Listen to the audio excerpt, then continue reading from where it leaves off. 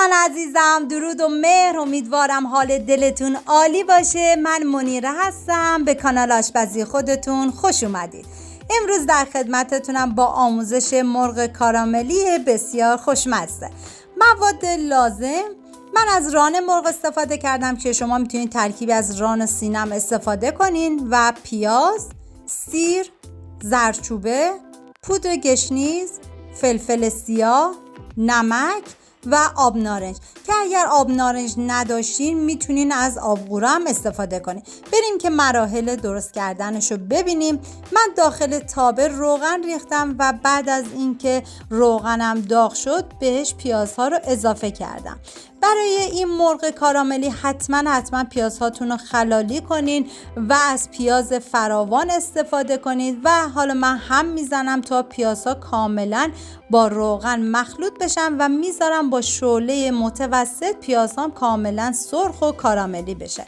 به هیچ عنوان زیر شعله گاز رو زیاد نکنید که بخواید پیازاتون زود سرخ بشه، چون اگه زیر شعله رو زیاد بکنید پیازها از دور شروع میکنه به سوختن. من با شعله متوسط گذاشتم، پیازام کاملا کاراملی شد.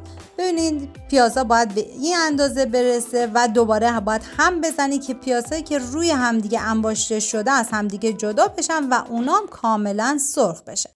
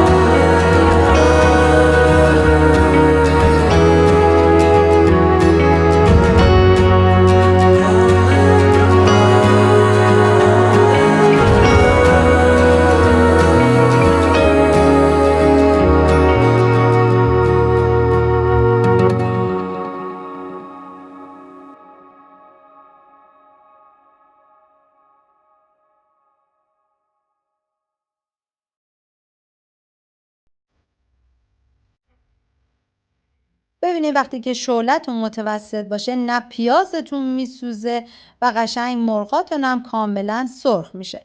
و بعد از اینکه مرغا کاملا سرخ شد حالا بهش آب نارنج رو اضافه میکنین که گفتم اگه آب نارنج نداشتین میتونین از آبغوره استفاده بکنین. حالا میذارین تا آب نارنج کاملا با پیاز تفت بخوره که اون حالت ترشیش به خور مرغ‌ها هم بره و من مرغ‌ها رو جابجا میکنم تا آب نارنج به تمام جای مرغ برسه.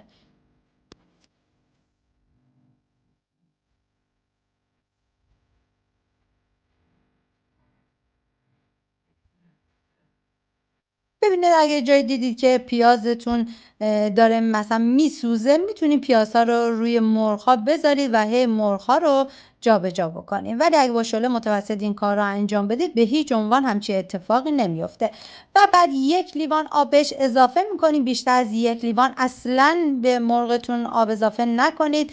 1 لیوان کافیه و بعد بذارید تا مرغتون آبش جوش بیاد و زمان پخت این مرغ هم 1 ساعت و نیم است و بعد از 1 ساعت و نیم مرغ شما دیگه کاملا آماده میشه که من به شما نشون میدم که مرغ به چه حد میرسه که حالت کاراملی میشه.